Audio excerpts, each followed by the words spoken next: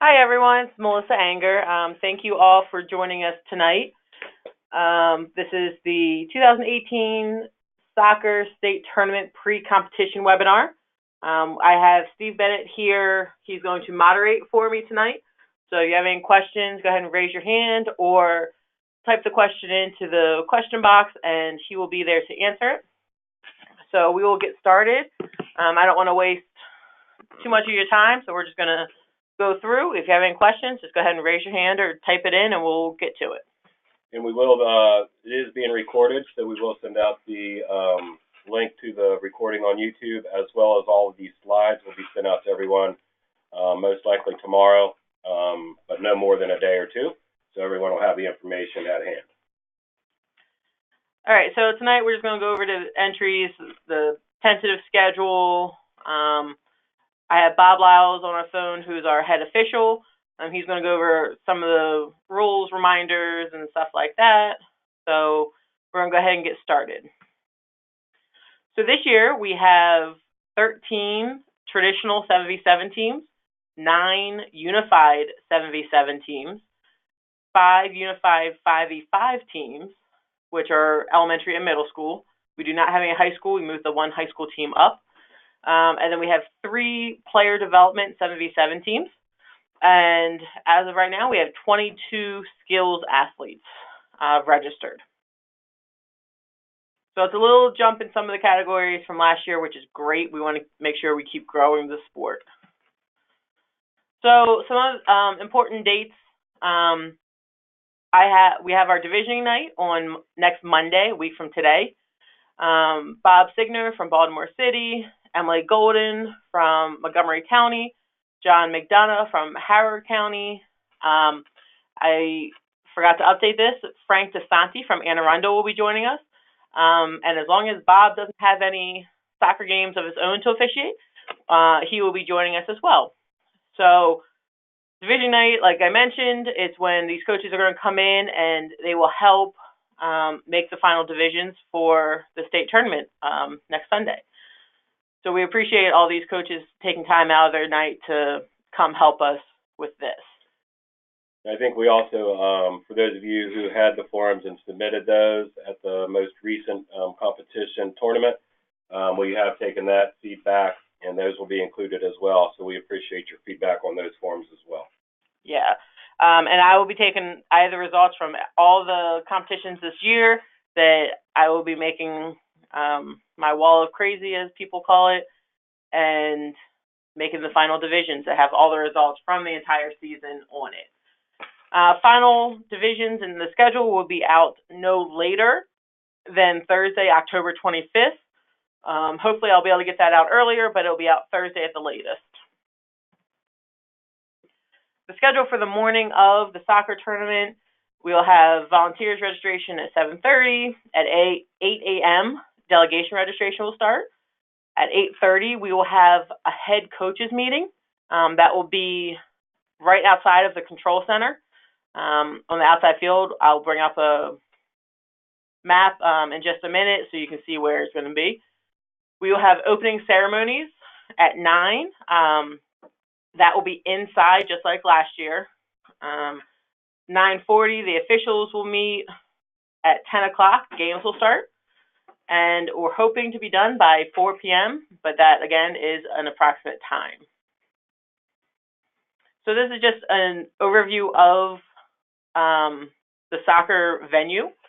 So in the building, we have volunteer registration, opening ceremonies, and awards. So all awards will be presented inside, just where opening takes place as well.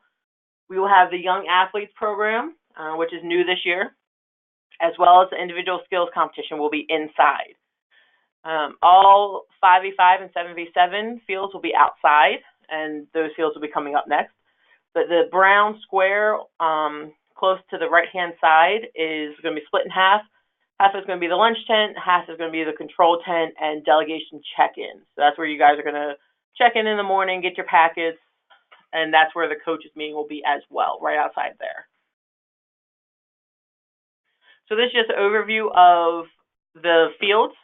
We will have 4 7v7 traditional and unified fields, so white, green, red, and yellow fields. The purple and blue fields will be for 5v5 and 7v7 player development. Okay, the big fields are going to be 7v7 traditional and unified only. Inside the soccer venue, this is inside Crown Sports Center. The first field is going to be where volunteer registration will be.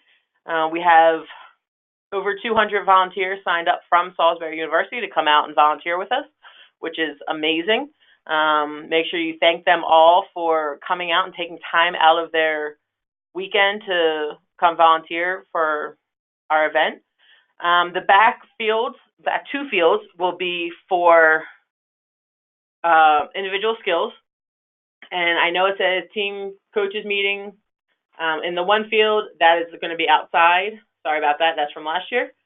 As you can see off to the left, it's going to be the awards and opening ceremonies venue. That's the blue sport court.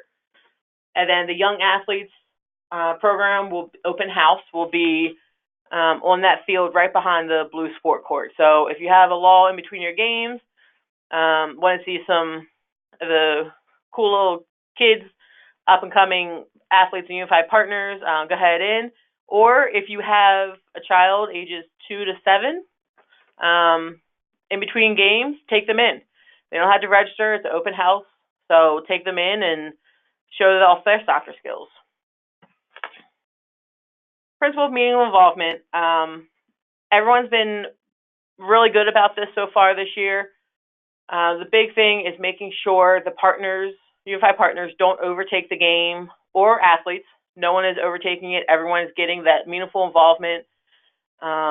This goes to all sports, unified and traditional, and we just want to make sure that it's a good experience for all the athletes. All right, Bob, you on the phone?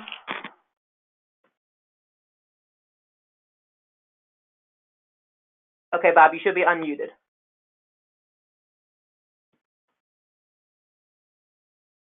Bob Lyles, you might have muted yourself.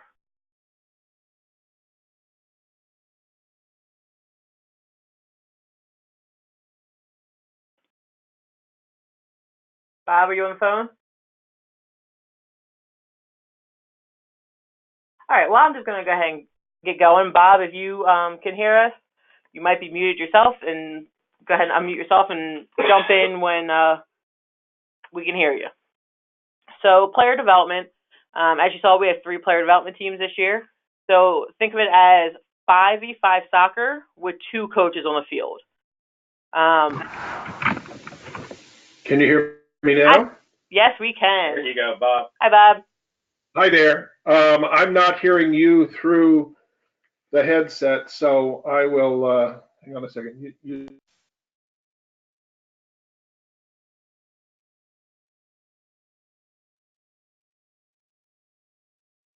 I think we lost him again. All right, so I'm going to get going, and hopefully we'll get Bob again in a minute. So 5v5, in theory, is moving them from 5v5 soccer to 7v7 soccer. Mentors are on the field as... Bob, if that's you, can you say hello? All right, go ahead, Melissa. So the mentors are really there to just coach the athletes on the field. So they can give verbal and visual instruction. They give physical direction to a player. They can receive the ball if it comes naturally to them. They cannot seek the ball and go after it. It has to be able to come to them. They can keep the ball in play if there's no athletes in the vicinity. So if there's an athlete next to them and the ball's going out of bounds, they have to let the athlete try to get the ball. They cannot stop it. Things that they cannot do. They cannot bring the ball down the field. It has to be the athlete, but they can escort them down the field, which means just running next to them. They cannot directly impact the game. So they can't play defense.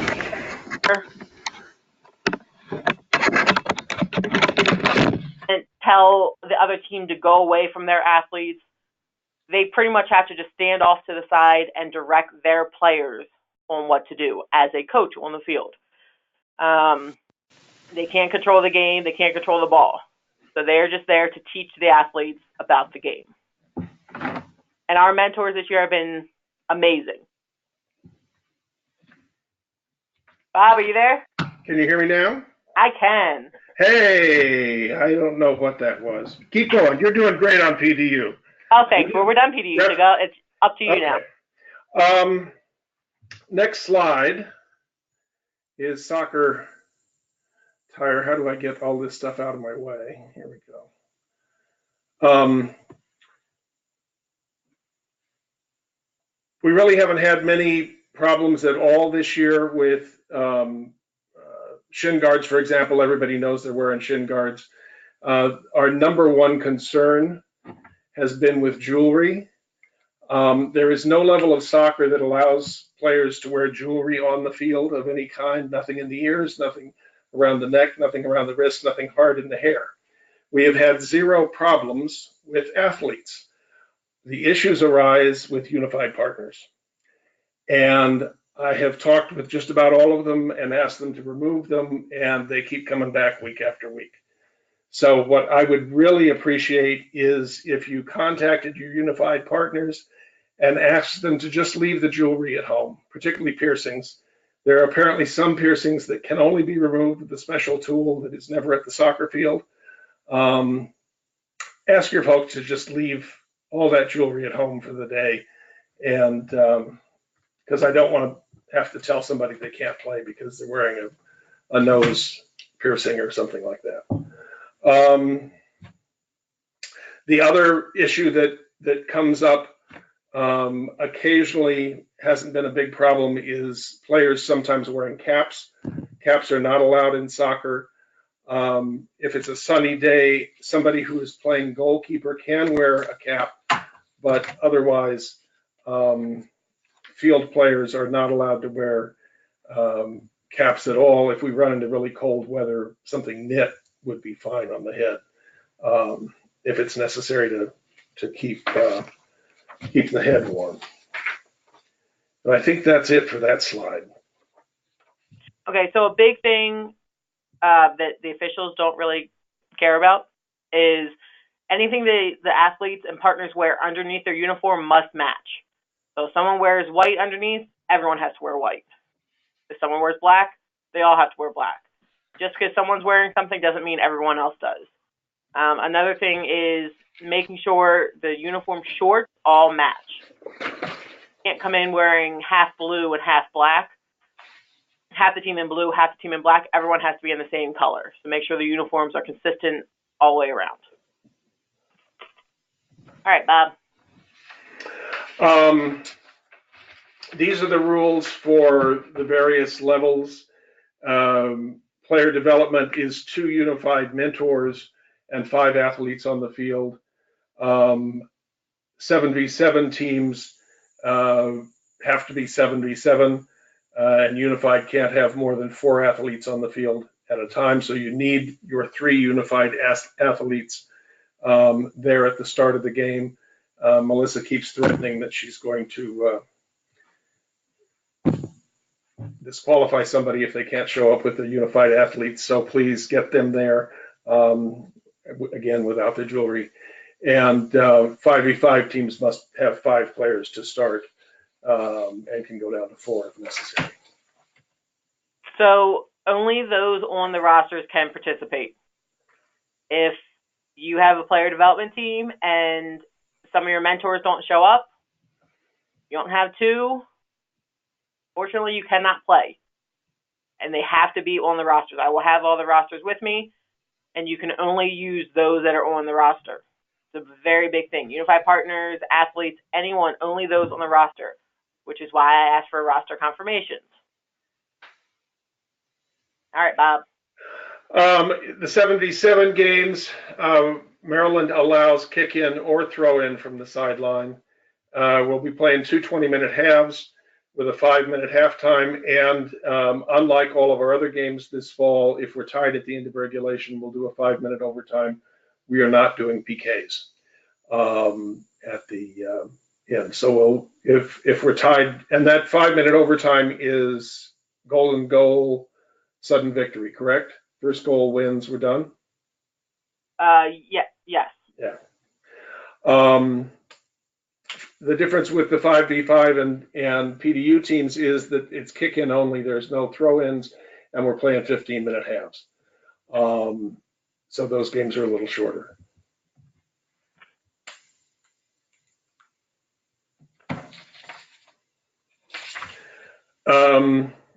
This first point, something I missed earlier today, FIFA has now changed the kicking forward rule. You can kick it backwards on the start, and we've been allowing that.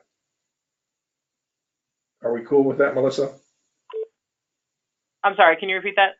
FIFA has changed the kickoff rule to provide that you can kick the ball backwards at the start. Yeah, okay. So we've been allowing that, and we will continue to. I think everybody pretty much knows that slide tackles are not permitted. We did make a change during the season and not allow heading, given that some of our athletes already have neurological issues. And really the only people that we've observed heading the ball are the unified partners. So, and they're certainly cool with not heading the ball. I think everybody knows in soccer there's no such thing as a timeout. This does get a little confusing at state when we've got so many people helping us, but the official time is on the referee's watch, one of the two referees on the field. It's not what's at the scorer's table. Scorer's table is there to help you get a sense of where we are on the game, but official time is kept per FIFA rules on the referee, and this allows us some flexibility to add a little bit of time if necessary to allow for delays in balls going well beyond the field and that sort of thing. We still have some confusion with goalkeepers, but that's been fairly rare. Goalies cannot punt or drop kick the ball. Anything that gets into the goalie's hands has to be thrown. And any free kick that would otherwise come out of the penalty box by the defense also must be a goalie throw. I think my referees are pretty good with calling out goalie throw anytime the ball goes out of play for what would otherwise be a goal kick or anything else. If somebody punts it or kicks it out of there, we're just taking the ball back and they're retaking it, so it doesn't have a huge consequence. And I think most people understand that. I think also it's been our experience that everybody pretty much understands that the ball cannot go over the midway line from a goalie untouched. It has to either hit a player or hit the ground before it goes past the midfield line. The restart on that is an indirect free kick at the midfield line for the opposing team. And I think we've already covered that last point. It's your inclement weather. It's all yours. Thank you, Bob. So inclement weather, obviously we had that last year where we had to move everything inside. So far, I know we're still 13 days out, but as of today, it's supposed to be 73 and partly sunny, which is amazing. We obviously will keep you informed. I will be checking the weather. Please do not email me and have your parents emailing me asking if I've looked at the weather. I will be watching the weather very carefully, and I will have other plans, plan A, B, C, just like I did last year, depending on the weather as we get closer, and I will send out any changes if needed. But I will be monitoring the weather very closely. 7v7 traditional and unified teams will play outside in the rain. Actually, all teams can play outside in the rain, unless it is a torrential downpour or a storm. If the weather conditions aren't ideal but are still playable outside, we may move PDU and 5v5 inside. That's going to be one of the other options that we have. But as of right now, everyone is outside except for individual skills. They will be inside. So just know that, just like last year, I will be monitoring the weather very, very closely, and we'll keep you guys up to date with everything. Coach's Code of Conduct. We haven't had too many issues with this, which is good, but I'm going to go over it just because. Big thing, respect for all. Do not yell at the officials. They're here volunteering to help your athletes and be here for your athletes. Do not yell at the officials. Do not yell at the volunteers. Again, they are volunteers. Do not yell at the other coaches. Do not yell at your players in a derogatory manner. Act professionally. Make sure your entire team has a positive experience. Yes, I understand this is a competitive sports organization. Everyone wants to win. The main thing, we want our athletes to have a good experience and unified partners. If they don't, they're not going to come back. We want to grow the sport. We want to make sure everyone's having a good time.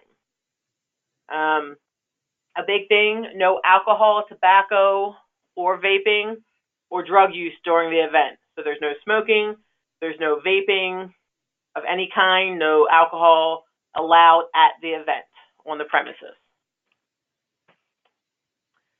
So I've sent out lunch orders and the team rosters. This is what I'm missing. So if your name is on this, I need your information tomorrow. The lunch orders I have to get in to set the lunches.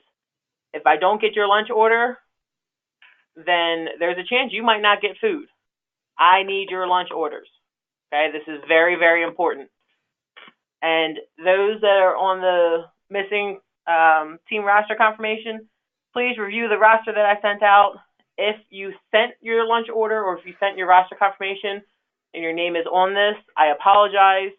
Just send me a note saying that you sent it to me already and with the missing information.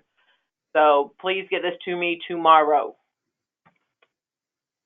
As I mentioned, this year we have the Young Athletes program, soccer open house. During our competition, it will be from 10 to 1 inside behind the blue sport court on one of the fields. They'll have 8 stations going during these 3 hours. You don't have to be there at 10. Come in anytime during the 10 to 1 timing. They're going to have, like I said, 8 stations split between the 2 age groups. And it's going to be a lot of fun. So if you have young children, bring them on out. So now we're going to take some time and answer. I know I went through all this pretty quickly. Answer any questions that anyone might have. So if you have a question, you can raise your hand and we will unmute you so that you can ask your question. This is Steve Bennett. While we're seeing if there's any questions coming through, I know on behalf of Melissa, myself, and everyone here at the state office, we commend you guys as coaches for putting the time and effort. A lot of qualifying competitions leading up this year. A lot of good stuff and training. Seeing the athletes and partners having a good time and good competition. That's all due to your guys' efforts. So we really commend you guys on making this program a strong one. And also want to commend Bob with a great outshowing of support from the officials.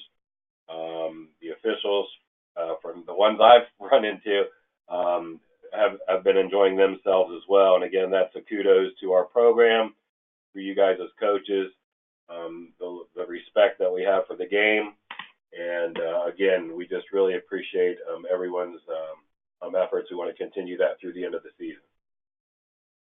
Yeah, Bob, you're unmuted. I just wanted to respond to Steve and say that without exception, the athletes, partners, coaches, and spectators we deal with at Special Olympics are by far the best people we see at any time in the soccer year. It is a privilege for us to be there. One of our referees said earlier this year that this is more fun than a soccer referee is supposed to have. So we feel like we are lucky to be with all of you and to work with the staff at Special Olympics Maryland. And it's just a great experience for us. There's an article that came out in Referee Magazine today that I sent Melissa, and this happens all across the country, that referees are just head over heels about Special Olympics because it's such a joyous experience for referees. We don't get high fives or hugs any place else. Thank you for those words, Bob. We truly appreciate that. And again, that's kudos to the movement and Special Olympics as an organization of what we started from and where we are now and where we continue to grow and look to the future. So thank you for those words, Bob. My pleasure. Other than that, I don't see any other questions coming in. Nope. So if you have any questions that you might have thought of after we close this down, feel free to email me, and I will, as you all know, respond and get back to you as soon as I can. But thank you all for taking your time out. And just like this slide says, we couldn't do any of this without you guys. So we really appreciate you taking time out of your busy schedule to join us tonight and all that you do for Special Olympics. And I will see some of you this weekend and everyone next weekend in Fruitland. All right, have a good night, everyone.